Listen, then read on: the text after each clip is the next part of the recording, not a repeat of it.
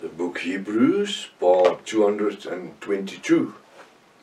I'm Professor Hannes Redlinghuis of the First Assembly of Yafashua in South Africa, Pretoria, Montana, also international. Should you require any of the books which I've written, especially the book, The Two Keys to the Book of Revelation, A4 book, nearly 800 pages thick, you can contact us at our WhatsApp number. It's a +27 international code 0722 367 124, or just go to my website https://yaffa.co.za. If this is the first time that you are about to participate in the study, you are so very, very welcome. Please go to part 1, start from the beginning, because you have missed out on quite a bit of information. It's also very important to subscribe to the channel in order to receive the different notifications of all the other studies that we are currently busy with, as well as our TikTok messages. Please make sure that you at least have a 1611 King James Bible, pen and a notepad ready. Welcome to Breakfast with Prof. Hannes. Hallelujah. What a privilege to start this week in the revelation word of Yahweh our Elohim. John 15 verse 12. Now this is our confirmation scriptures concerning what we have studied last week in Hebrews 10:24. Our scriptures is 10:24. And let us consider one another to provoke unto love and good works. Now we are continuing in the side scripture, which is John 15 verse 12. We already last week has done verse 11. This is my commandment, that you love one another.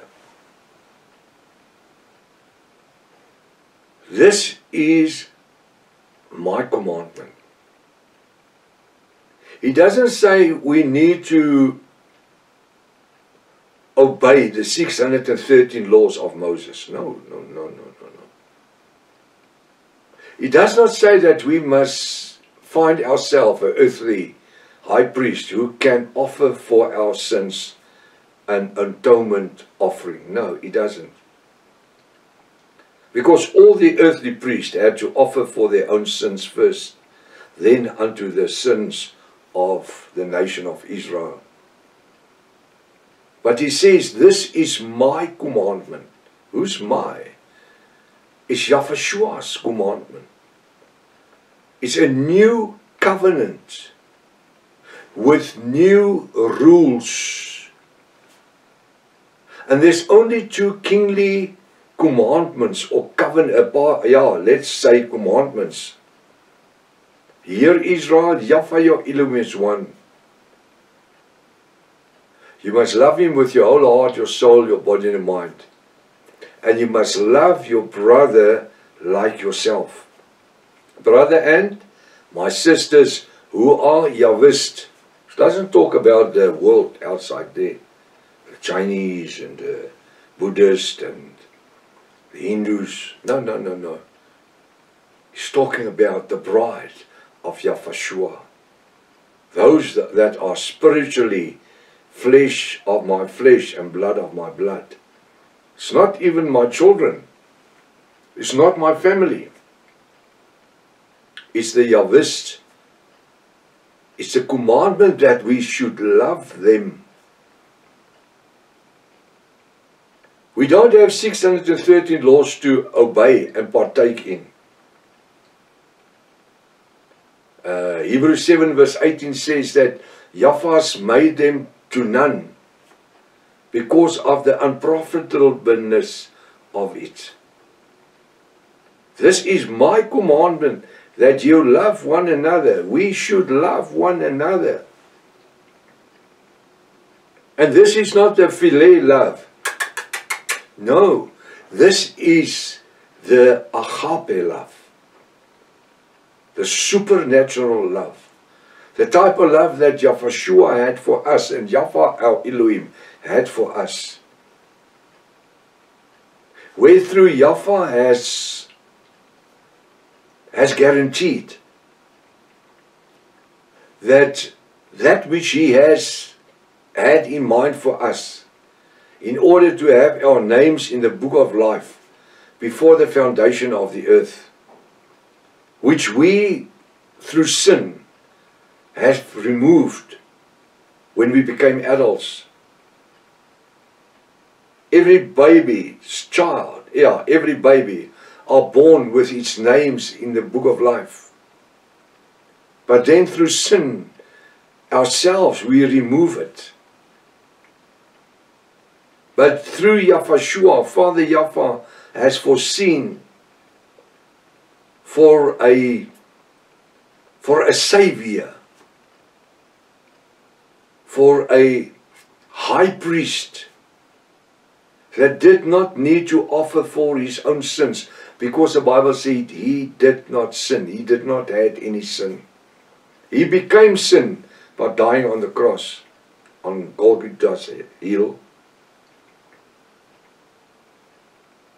And through his death and the resurrection, his burial, his resurrection, his ascending into heaven, through his blood and a new testamental covenant with only 2 commandments, He has, Father, through the blood of Yahweh, has foreseen in order for us to have our names reinstated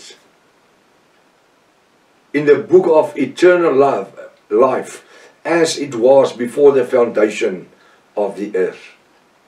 This is what very few people know today, is that they must have their names reinstated through the blood, the redemption blood of Yahweh.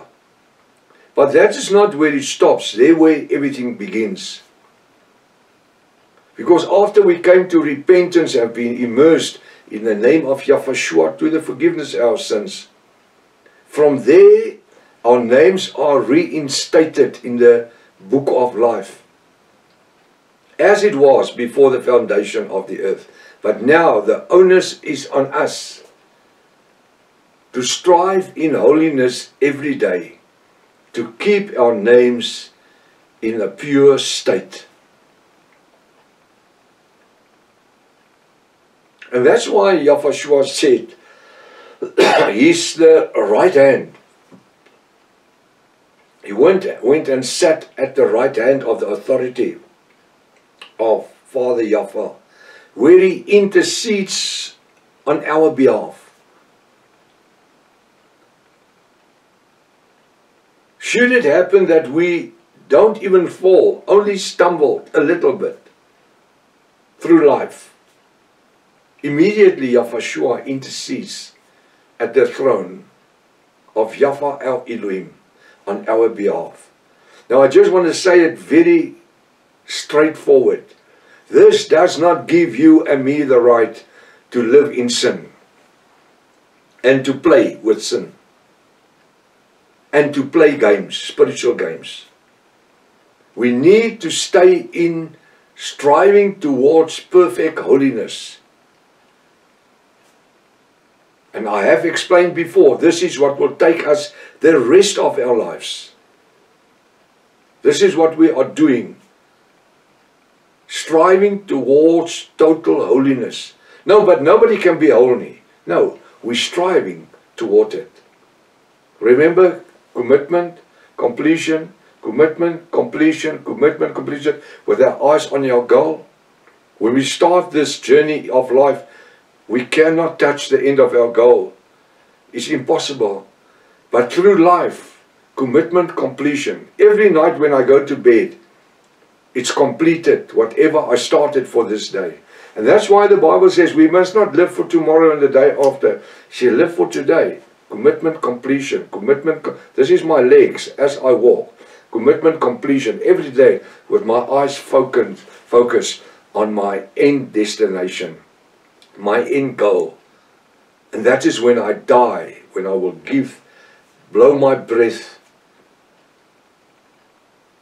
and my soul will go to paradise. Because for the bride, we don't stay in Hades. Our souls goes to paradise. Hallelujah.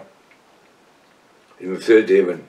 Because Yahushua said to the sinner on the right hand, hanging on the cross next to him, today, very verily I say unto you, he sworn, today you will be with me in paradise. This is my commandment, that you love one another as I have loved you. Hallelujah. You know what?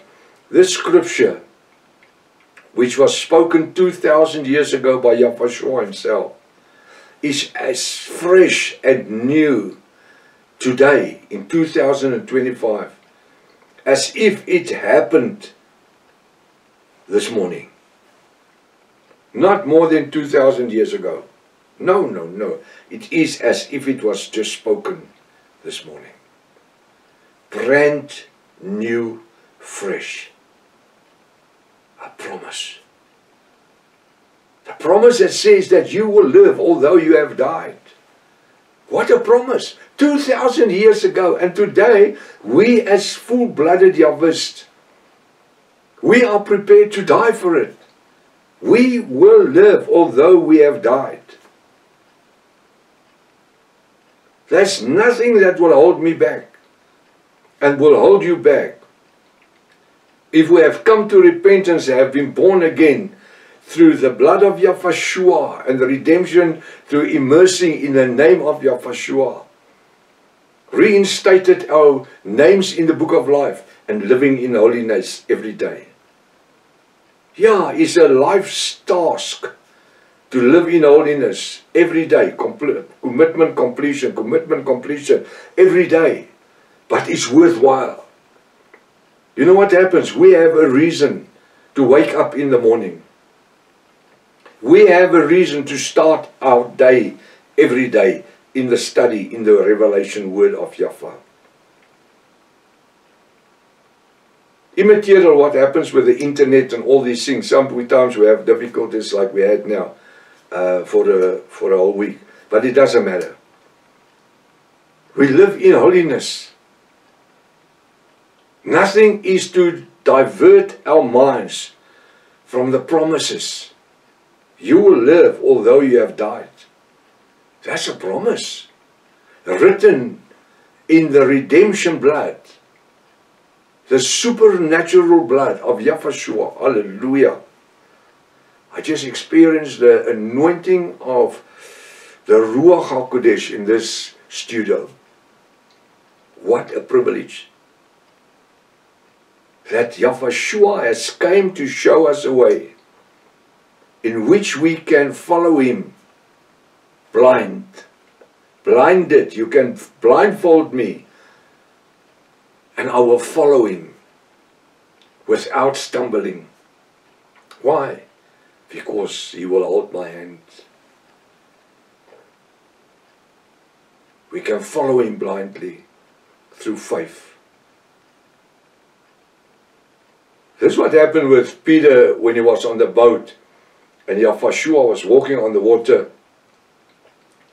And Peter stood in the boat and he says to Yahushua, I also want to walk on water. And Yahushua says to come.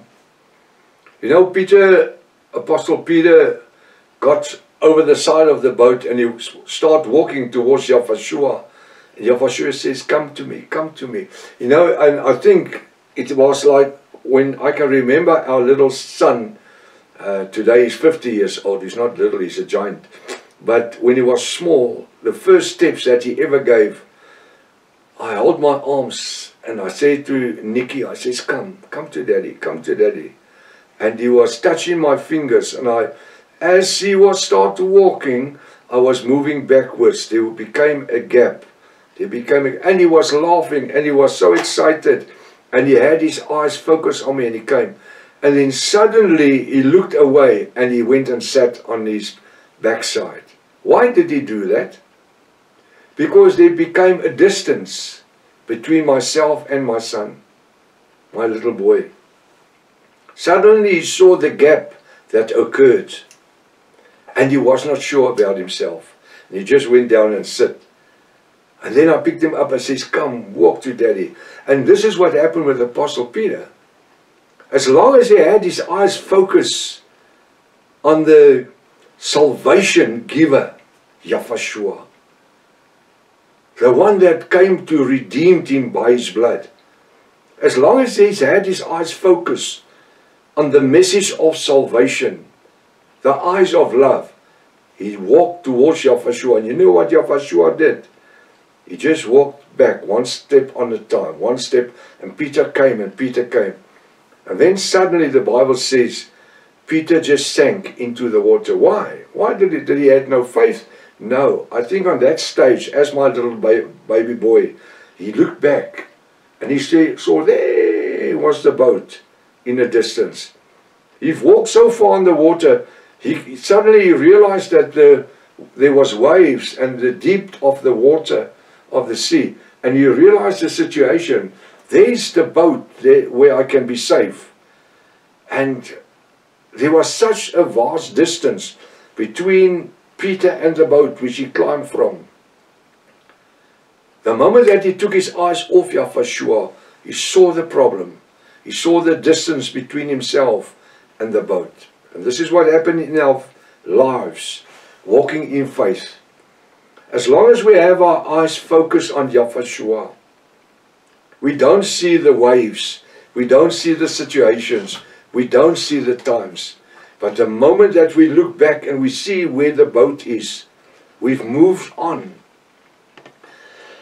Not focusing on Yahshua anymore, but suddenly realizing this distance that you have come.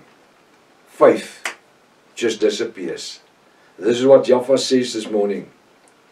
This is my commandment, that you love one another as I have loved you. Let us keep, in this day, let us keep our eyes focused on the creator of our salvation, Yahshua, the one who gave his life for us. And you know what? There's no problem or sickness or situation bigger than the love that he has for us.